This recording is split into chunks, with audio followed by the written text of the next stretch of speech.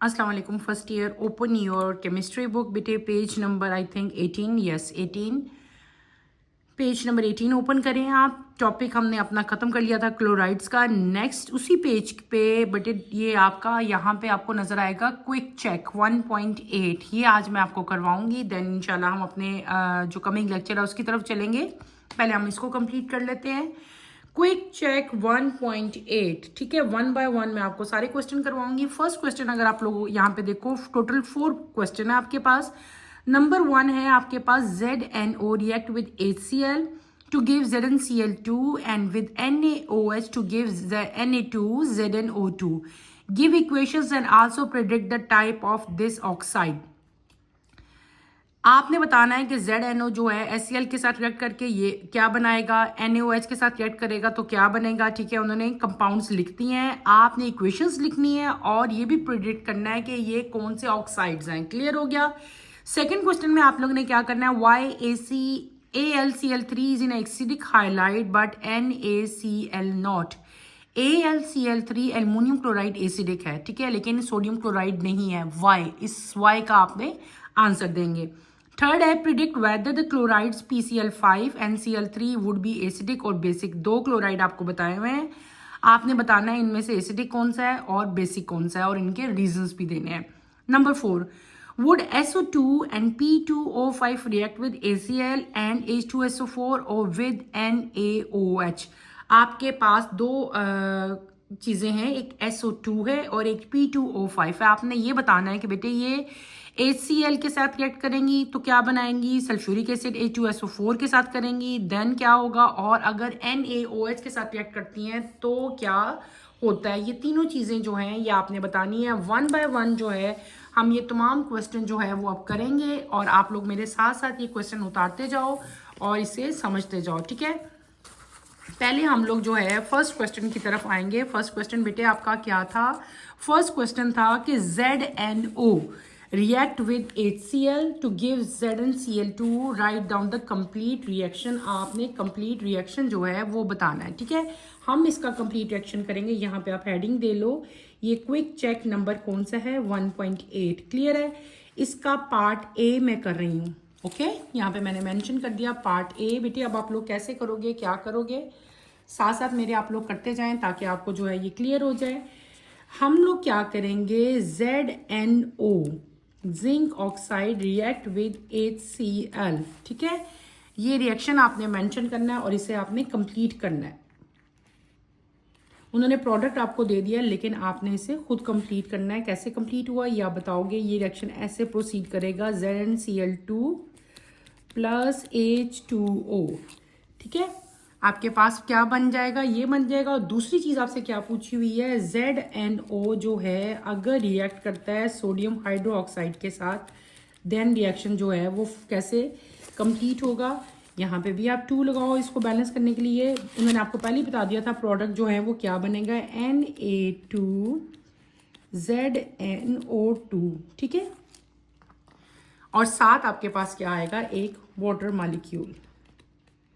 ये रिएक्शन कैसे कंप्लीट होने हैं ये आपसे बुक में पूछे थे और ये मैंने आपको दोनों लिखवा दिए।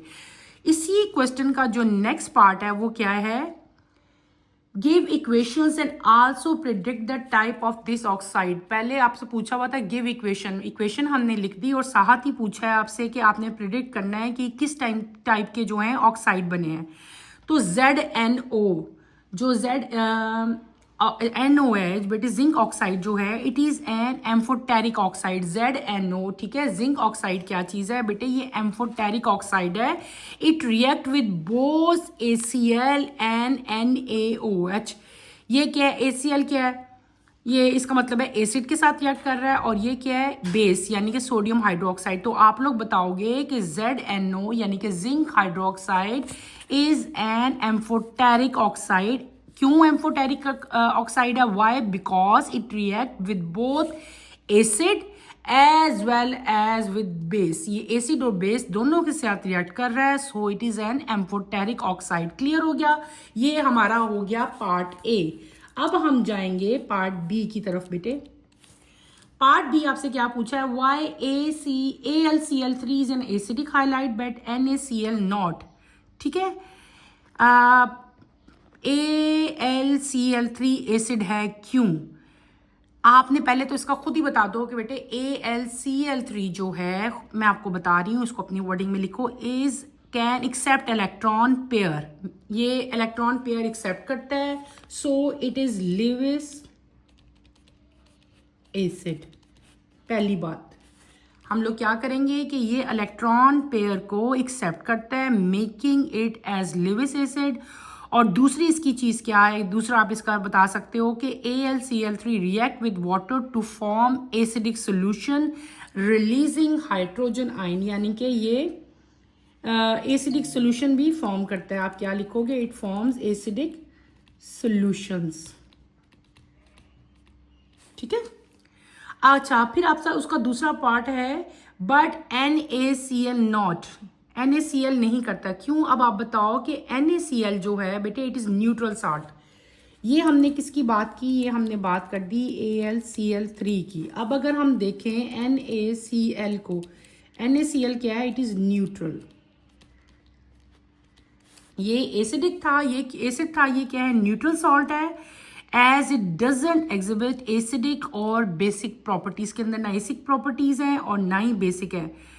और दूसरा क्या है कि NaCl doesn't react with water to form acidic और बेसिक सोल्यूशन, ये इनका मेन डिफरेंस हो गया। जबकि ये वाटर के साथ रिएक्ट होके एसिडिक सोल्यूशन दे रहा था और ये वाटर के साथ रिएक्ट होके ना एसिडिक सोल्यूशन देगा ना ही बेसिक देगा, but it is neutral.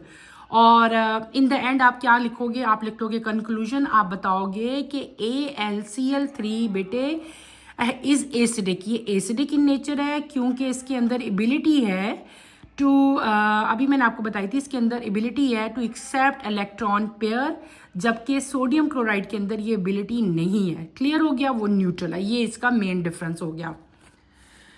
Next हम आते हैं अपने नेक्स्ट पार्ट की तरफ, that is part number C। ठीक है, पार्ट C बेटे आओ, पार्ट C आपने बताना है, पार्ट C यहाँ पे हम मेंशन करेंगे। पार्ट C हमारा है, predict whether chloride PCl5 NCl3 would be acidic और बेसिक। आपको दो क्लोराइड दिए हैं क्वेश्चंस में, आपने ये बताने हैं कि वो एसिडिक हैं या वो बेसिक है। दो चीज दी है, पहले हमें क्या दिया है बेटे, PCl5, क्या दिया है, PCl5, इसकी बात मैं करूंगी पहले। PCl5, पहले तो ये बताओ ये किसका फॉर्मूला है बेटे, ये फॉर्मूला है phosphorus pentachloride, P for phosphorus, C for chloride and P for penta, तो इसका नाम क्या होगा, फास्फोरस पेंटाक्लोराइड। ठीक है, ये एसिडिक इन नेचर है, आप क्या लिखेंगे, दिस इज एसिडिक। आपसे यही पूछा हुआ है ना कि ये एसिडिक है या ये बेसिक है, तो आप बताओगे it is acidic in nature. PCl5 can react with water to form phosphoric acid and ACl existing acidic properties. इसका मतलब ये हुआ कि PCl5 जो आपका PCl5 है, जब आप इसको वाटर के साथ रिएक्ट करोगे ना, किसके साथ रिएक्ट करोगे, क्या मैंने कहा, जब वाटर के साथ इसको रिएक्ट करेंगे तो आपके पास क्या बनेगा, आपके पास बनेगा phosphoric acid H3PO4 and HCl। जब हम इसको किसके साथ रिएक्ट करवाएंगे बेटे, H2O के साथ। इसको समझ लो, अपनी वर्डिंग में लिख लो, मैंने क्या कह दिया कि फास्फोरस पेंटाक्लोराइड जो है it is acidic in nature, why, when it react with water, जब इसका वाटर के साथ हम रिएक्शन करेंगे तो it give us H3PO4 phosphoric acid, ये फॉस्फोरिक एसिड का फॉर्मूला है, एंड हाइड्रोक्लोरिक एसिड। और दूसरी बात अब हम करते हैं, दूसरी क्या चीज आपको बताई थी, आपको दूसरी चीज बताई थी NCl3। NCl3 किसका फॉर्मूला है बेटे, nitrogen trichloride, nitrogen for N, C alpha chloride, 3 for try, तो इसका नाम क्या होगा, नाइट्रोजन ट्राइक्लोराइड। तो ये क्या है, it is basic in nature, यहाँ पे क्या लिखोगे, it is basic in nature. ये बेसिक इन नेचर है, why, because it can consider as potential chlorinating agent. ठीक है, क्लोरीनेटिंग एजेंट है ये, chlorinating agent, because it is chlorinating agent. और ये आप बता सकते हो कि NCl3 can react violently with water. Okay, और इनका रीजन आपने बताना है, व्हाई दिस इज, ये भी क्वेश्चन में पूछा हुआ है, गिव रीजन, यानी कि पहले तो आपने ये बता देना है ये एसिडिक है, ये बेसिक है। तो ये जो फास्फोरस पेंटाक्लोराइड था बेटे, दिस इज एसिडिक, और NCl3 यानी कि nitrogen trichloride is basic in nature. अब इनके रीजन भी पूछे हुए हैं आपसे क्वेश्चन में कि गिव रीजन, तो आपने रीजन बताना है। The acidity and basicity of these chloride depend on their reactivity with water and their ability to form acid and base. क्या मैंने बता दिया reason? The acidity and basicity of these chlorides depend upon their reactivity with water and their ability to form acid और bases. Clear हो गया? ये था इसका रीजन।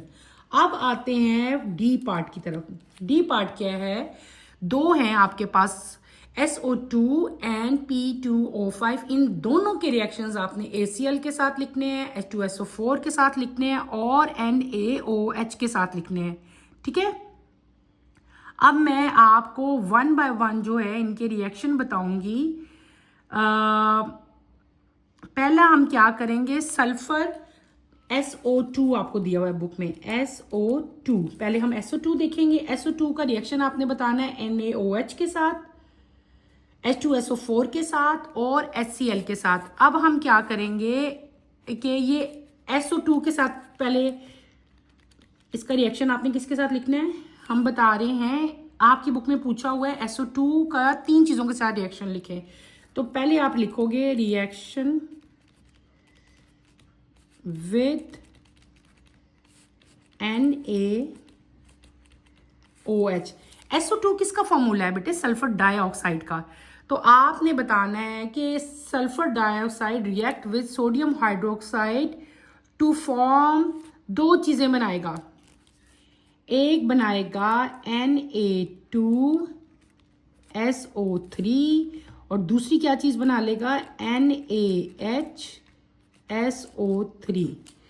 दो चीजें बनाएगा जब ये रिएक्ट करेगा। सल्फर डाइऑक्साइड जब रिएक्ट करेगा सोडियम हाइड्रोक्साइड के साथ तो it form sodium sulphate and sodium bisulphate. ये किसका फॉर्मूला है? मैं बोल रही हूँ, साथ साथ लिखते जाओ।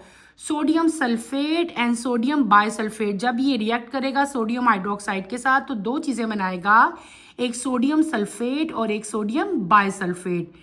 और इसकी प्रॉपर्टीज किसकी जैसी होंगी? एसिडिक प्रॉपर्टीज होंगी इसकी। क्या होंगी बेटे? Acidic properties. क्लियर हो गया?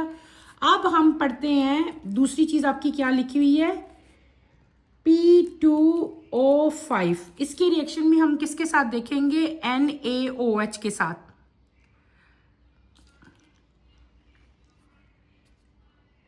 Reaction with NaOH। अगर ये NaOH के साथ रिएक्शन करेगा तो क्या बनाएगा? इट फॉर्म, इधर ही लिख लो, इट फॉर्म्स बेटे जब P2O5 किसका फॉर्मूला है? Phosphorus pentoxide. ये क्या है? This is phosphorus pentoxide. मैं साथ साथ नाम बताती हूँ, राइट कर लिया करो क्योंकि आपके ये आते हैं राइट डाउन द नेम या write down the formula of the following, तो आपको पता होना चाहिए क्या चीज़ है। This is phosphorus pentoxide. तो फास्फोरस पेंटाऑक्साइड जब NaOH के साथ रिएक्ट करेगा तो ये क्या बनाएगा? ये बनाएगा बेटे Na3PO4। Na3PO4। Na3PO4 किसका फॉर्मूला है बेटे? सोडियम फॉस्फेट का। और इसकी प्रॉपर्टीज कैसी होंगी? इट इज एसिडिक जैसी प्रॉपर्टीज होंगी। क्या होंगी? एसिडिक प्रॉपर्टीज होंगी। क्लियर हो गया? अब इन्हीं दोनों के रिएक्शन हम किसके साथ देखते हैं? अगला क्या था? HCl के साथ। देखो आपने बताना है SO2 does not react with HCl। Clear हो गया? इसका मतलब क्या हुआ कि जब ये HCl के साथ रिएक्ट करता है तो इसकी प्रॉपर्टीज कैसी हो जाएंगी? बेसिक इन नेचर हो जाएंगी। ठीक है, अब P2O5 की अगर हम बात करते हैं बेटे, P2O5, तो जो आपका P2O5 है ये भी HCl के साथ रिएक्शन हमें नहीं देगा, doesn't react with HCl। Clear हो गया? तो आप क्या कह दोगे कि both SO2 and P2O5 have acidic properties और but they not acid like ACl। ACl के साथ ये रिएक्ट नहीं करते और NaOH के साथ ये रिएक्ट करके कौन से कंपाउंड बनाते हैं वो मैंने आपको बता दिया। इसी क्वेश्चन का जो थर्ड पार्ट है वो है कि ये दोनों कंपाउंड सल्फ्यूरिक एसिड के साथ रिएक्ट करेंगे कि नहीं बताएंगे। आप बताओगे कि P2O5 जो है वो wouldn't react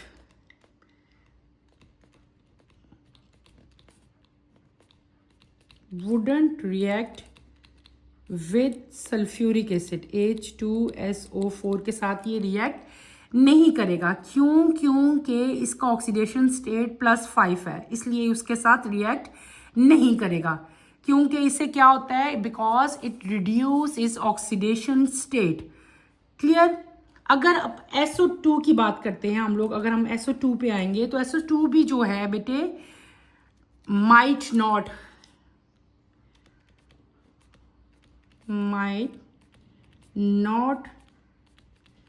react with H2SO4।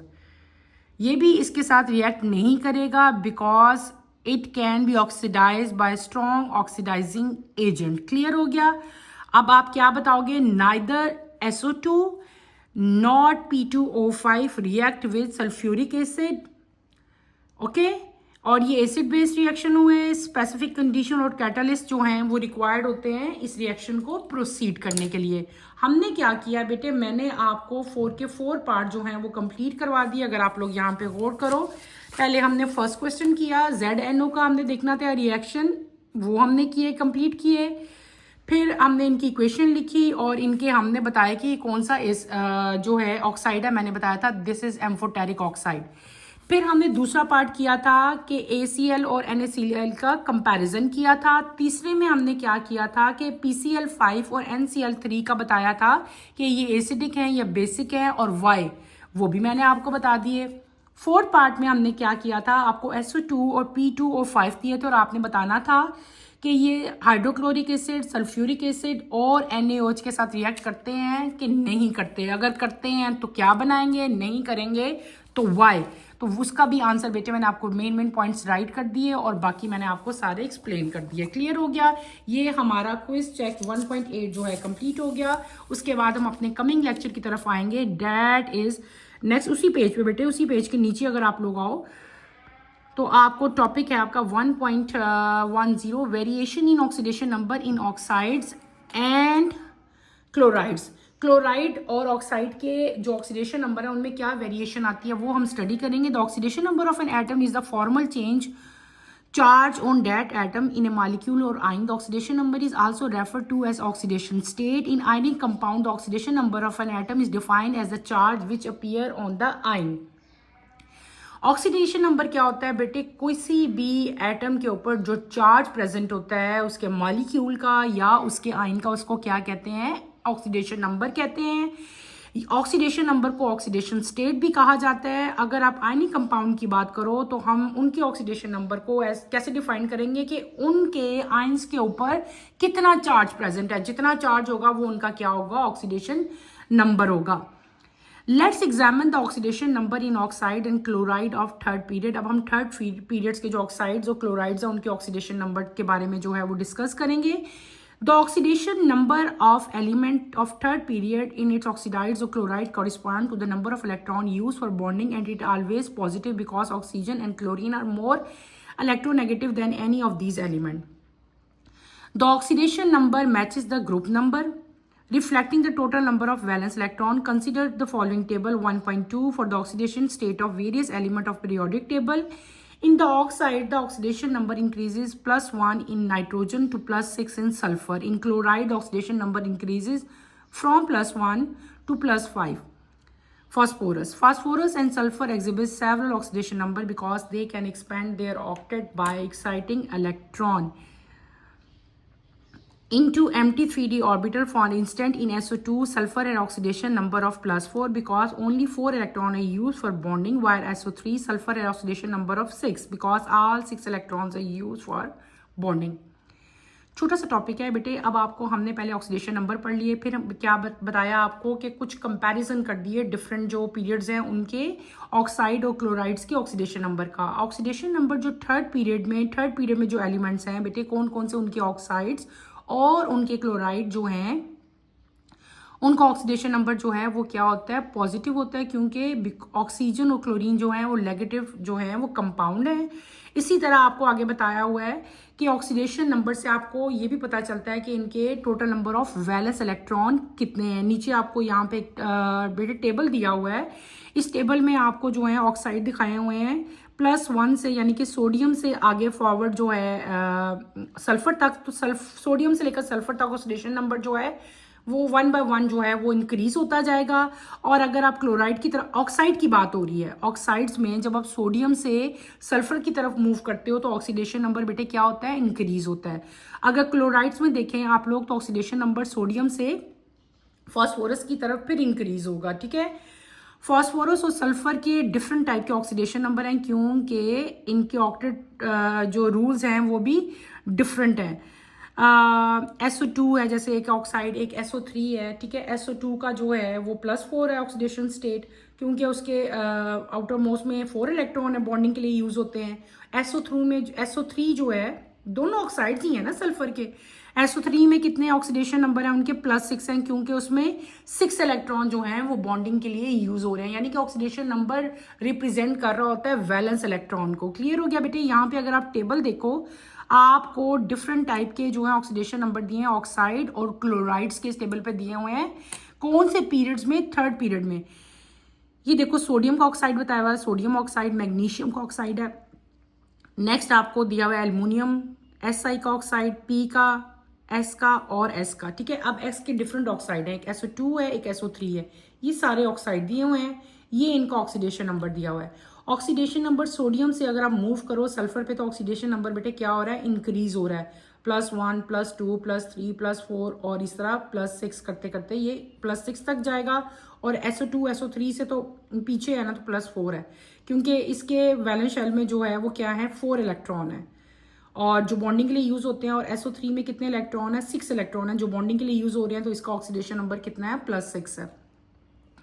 अगर आप दूसरी तरफ जाते हो इसी टेबल के, तो यहाँ पे आपको क्लोराइड दिए हुए हैं। ठीक है, क्लोराइड कौन कौन से दिए हैं आपको, सोडियम क्लोराइड है, मैग्नीशियम क्लोराइड है, एल्युमिनियम क्लोराइड है, फिर आगे दूसरी सिलिकॉन, और जो अभी हमने पार्ट पढ़ा था फास्फोरस पेंटाक्लोराइड, फास्फोरस ट्राइक्लोराइड। ठीक है, ये सारे के सारे इनके ऑक्सीडेशन नंबर दिए हुए हैं, तो ये भी आपके आहिस्ता आहिस्ता PCl3 तक जो है इंक्रीज होते हैं। और SCl2 का जो है वो क्या है, -2 है। ये आप लोग जुबानी याद कर लो, ये आपके ऑब्जेक्टिव में भी आएंगे और आगे आपके छोटे छोटे इसके न्यूमेरिकल्स या क्वेश्चन भी जो हैं वो आएंगे।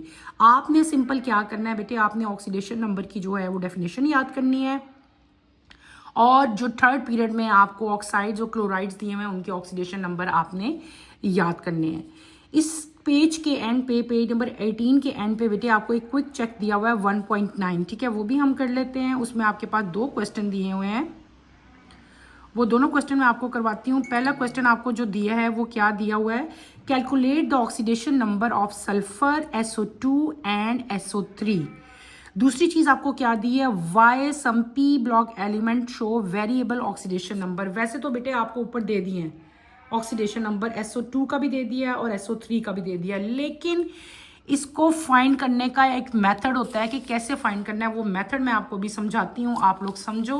और आपने ये तो अपने ओरली वो तो याद कर लिया ना, मैंने आपको कहा था ऑक्सीडेशन नंबर सबके आप याद कर लें, लेकिन ये आपने फाइंड कैसे करने हैं वो मैं आपको भी मेथड बताती हूँ। हमारा क्विज कौन सा है, पहले हमने क्या किया था 1.8, अब हम करेंगे 1.9। ठीक है, इसको अंडरलाइन कर लो और देन राइट करेंगे हम। पहले है calculate the oxidation number of SO2। आपने किसका ऑक्सीडेशन नंबर बेटे कैलकुलेट करना है, SO2 का। आप सपोज करो let X be the oxidation number of sulphur. X किसके इक्वल है, S के। हमने सपोज किया X is the oxidation number of sulphur. जो ऑक्सीजन है, ऑक्सीजन का ऑक्सीडेशन नंबर बेटे कितना होता है, -2। ठीक है, और अगर हम इन दोनों को सम करें सल्फर को और ऑक्सीजन का ऑक्सीडेशन नंबर अगर हम सम अप करेंगे तो कैसे करेंगे, हम कर लेंगे S+2 -2 इज इक्वल्स टू 0। ठीक है, तो +2 2 2 4 प्लस माइनस माइनस होते हैं, ये क्या हो जाएगा x-4 is equal to 0। x की वैल्यू फाइंड करनी है, यहाँ पे माइनस है, वहाँ पे जाके क्या हो जाएगा प्लस। तो इसका मतलब क्या हुआ कि आपका SO2 का जो ऑक्सीडेशन नंबर है वो क्या होगा, वो 4 होगा। और बेटे इसका ऑक्सीडेशन नंबर 4 ही था, अभी हमने टेबल में ही पढ़ा था। अब हम किसका करेंगे, निकालेंगे SO3 का, सल्फर ट्राईऑक्साइड का। यही फॉर्मूला यूज करोगे, लेट एक्स वैसे ही लिखोगे, अब आपने लिखना है लेकिन मैं डायरेक्ट करूंगी, आप लोग लिखोगे let X be the oxidation number of sulphur. Oxygen oxidation is, oxygen का ऑक्सीडेशन नंबर क्या है, अभी मैंने बताया -2 है। द सम ऑफ SO3, अब SO3 का करना है तो क्या हो जाएगा x+3, 3 ये है, 2 यहाँ पे 2 था तो हमने 2 लगाया था, ये 3 है तो हम 3 लगाएंगे, 3 इंटू -2 करूंगी ना बेटे मैं, और इसका तो x है, ये हमने फाइंड करना है, इज इक्वल्स टू 0 कर लिया। x +-3 2 6, और ये कितना हो गया 0। x की वैल्यू फाइंड करनी है 6, यहाँ पे प्लस हो रहा है, वहाँ पे जाके यहाँ पे माइनस है, वहाँ पे जाके क्या हो जाएगा प्लस। तो SO3 का ऑक्सीडेशन नंबर क्या आ जाएगा बेटे, +6 आ जाएगा। तो ऑक्सीडेशन नंबर क्या हो गया, आप क्या लिखोगे कि SO2 का ऑक्सीडेशन नंबर क्या हुआ +4, SO3 का ऑक्सीडेशन नंबर क्या हुआ +6 हो गया। क्लियर हो गया बेटे, ये हमने क्या कर लिया, ये हमने अपना फर्स्ट क्वेश्चन जो है वो कंप्लीट कर लिया। अब आपका अगर आप लोग देखो तो आपका दूसरा क्वेश्चन उन्होंने आपसे क्या पूछा है, दूसरा क्वेश्चन बेटे उन्होंने आपसे पूछा है why some P block element show variable oxidation state, कि जो पी ब्लॉक के एलिमेंट हैं वो वेरिएबल ऑक्सीडेशन स्टेट क्यों शो करते हैं। ठीक है, तो आपने बताना है कि P block element show variable oxidation state due to, उसके 3-4 रीजन आप लोग लिख दो। ठीक है, और उन रीजंस को आपने एक्सप्लेन करना है, इसी के आगे मैं मेंशन कर देती हूँ। ये पार्ट हमारा ए था, यहाँ पे मैं पार्ट बी मेंशन कर रही हूँ उसी पेपर के ऊपर, ताकि इधर ही आपका सारा ये क्विज रहे। वो कौन कौन से रीजन है, ठीक है, एक तो है availability of D orbital, availability of D orbitals, ये एक रीजन है।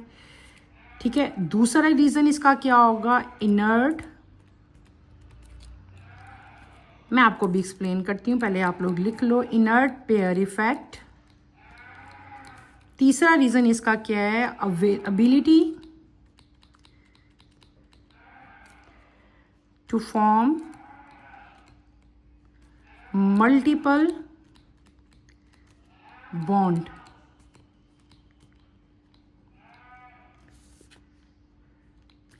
क्लियर,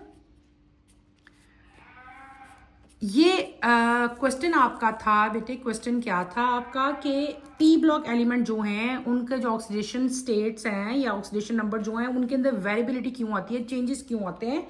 तो बेटे उसके 3 रीजन थे। एक था, पहला रीजन था अवेलेबिलिटी ऑफ डी ऑर्बिटल। इसका मतलब क्या होता कि इसका मतलब ये है कि उनके अंदर they don't have partially filled d orbital in their ground state, so they can still utilise d orbital in bonding. ठीक है, ये इसका ये मतलब हुआ कि इनके पास अवेलेबल डी ऑर्बिटल्स प्रेजेंट होते हैं। नंबर 2 मैंने क्या बताया, इनर्ट पेयर इफेक्ट, यानी कि पी ब्लॉक एलिमेंट जो हैं they are heavier. For example SN, PB lead है, टिन है, TI है, इनका ऑक्सीडेशन स्टेट जो है वो लोअर होता है due to inert pair effect. Inert pair effect की वजह से इनका ऑक्सीडेशन स्टेट जो है वो लो होता है, और ये एलिमेंट जो हैं ये क्या होते हैं, लेस रिएक्टिव होते हैं। क्लियर। थर्ड मैंने क्या बताया, they have the ability to form multiple bond, यानी कि इनके अंदर एबिलिटी होती है कि मल्टीपल बॉन्ड, यानी कि डबल बॉन्ड भी बना सकते हैं बेटे, ये वाले एलिमेंट जो हैं ट्रिपल बॉन्ड भी बना सकते हैं, क्योंकि ये डिफरेंट टाइप के बॉन्ड बना सकते हैं, यानी कि मल्टीपल बॉन्ड, डबल बॉन्ड भी बना सकते हैं, ट्रिपल भी बना सकते हैं। तो इसलिए इनके जो ऑक्सीडेशन स्टेट है उनमें भी चेंजेस आती हैं। दे आर मतलब कभी आपके पास जो है +6 आ रहा है SO2 में, SO2 में जो है वो +4 आ रहा है due to multiple bonds. Double bond भी बना लेते हैं और ट्रिपल बॉन्ड भी बना लेते हैं। अच्छा, ये तो तीन हमने इनकी चीज़ें पढ़ी, मेन फीचर्स पढ़ लिए ना कि क्यों इनका ऑक्सीडेशन नंबर जो है उनमें एक है वेरिएबल्स। इसकी एग्जांपल्स भी अब मैं आपको दो करवा देती हूँ। दो एग्जांपल इसकी हम लोग करते हैं। एक इसकी एग्जांपल है फास्फोरस। एक एग्जांपल इसकी क्या है बेटे, मैंने क्या बता दिया, फास्फोरस। फास्फोरस के -3 से लेकर ऑक्सीडेशन इसका स्टेज कितना है, -3 to +5, यानी कि उसमें एक चेंज आ रहा है। फास्फोरस का ऑक्सीडेशन स्टेट जो है -3 से +5 तक जाता है। दूसरी एग्जांपल आप इसकी ले लो बेटे, सल्फर।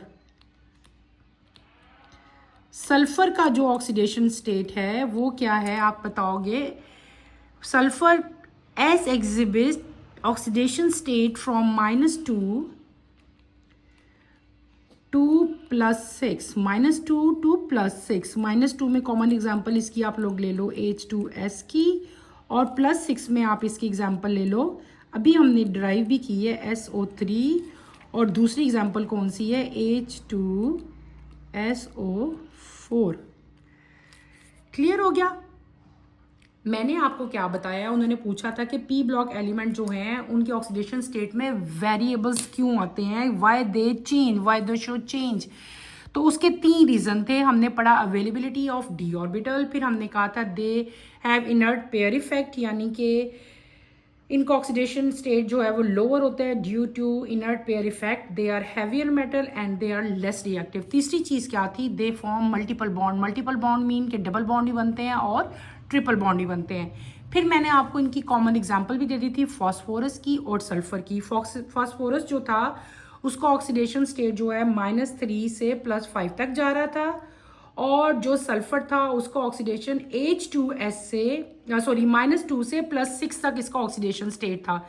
-2 में आ गया। फिर मैंने आपको एग्जांपल दे दी कि -2 जो है वो H2S का था ऑक्सीडेशन स्टेट, +6 किसका था, SO3 का, और H2SO4 का। बल्कि मैं आपको ये भी बता देती हूँ, जब मैंने फास्फोरस लिखा था तो मैंने कहा था इसका ऑक्सीडेशन स्टेट -3 से +5 तक जाता है।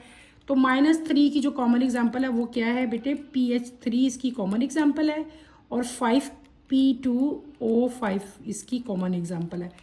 जो फास्फोरस के ऑक्सीडेशन स्टेट जो है -3 से +5 तक है। इन दोनों की एग्जांपल्स ही मैंने अब आपको लिख दी ताकि आपको कन्फ्यूजन जो है अगर तो वो भी क्लियर हो जाए। फिर हमने सल्फर में भी देख लिया कि इसका ऑक्सीडेशन स्टेट चेंज हो रहा है।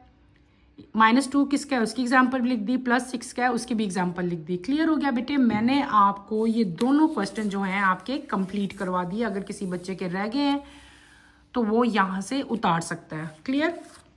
अब हमने क्या किया, हमने अपना क्विज जो था 1.9 इसके दोनों क्वेश्चन मैंने आपको कंप्लीट करवा दिए, और इसके साथ ही हमारा चैप्टर जो है बेटे वो कंप्लीट हो गया। आपने इस चैप्टर को, वेरी इंपॉर्टेंट चैप्टर, इसमें हमने बहुत सारी इंपॉर्टेंट चीज़ें जो हैं वो पढ़ी थी। इस पूरे चैप्टर की अच्छी तरह से आपने प्रिपरेशन करनी है। इस चैप्टर में कोई चीज़ मुश्किल लगती है, किसी चीज़ की समझ नहीं आई, कोई प्रॉब्लम फील हो रहा है, feel free to ask any question. कोई क्विज, कोई क्विक चेक आपसे मिस हो गया, कोई क्वेश्चन आपको समझ नहीं आ रही, तो आप मेरे से पूछें। इंशाल्लाह मैं आपको रिप्लाई करूँगी और आपको आपकी प्रॉब्लम को जो है सॉल्व करने में हेल्प आउट करूँगी। ठीक है बेटे। चैप्टर हमारा ख़त्म हो गया। इंशाल्लाह कमिंग लेक्चर में हम चैप्टर 2 जो है अपना स्टार्ट करेंगे। नेक्स्ट लेक्चर की नोटिफिकेशन के लिए आप चैनल को शेयर करो, लाइक करो और सब्सक्राइब करो। और यहीं पे अपना टॉपिक मैं एंड करती हूँ। अल्लाह हाफिज़ फर्स्ट ईयर। टेक केयर बेटे।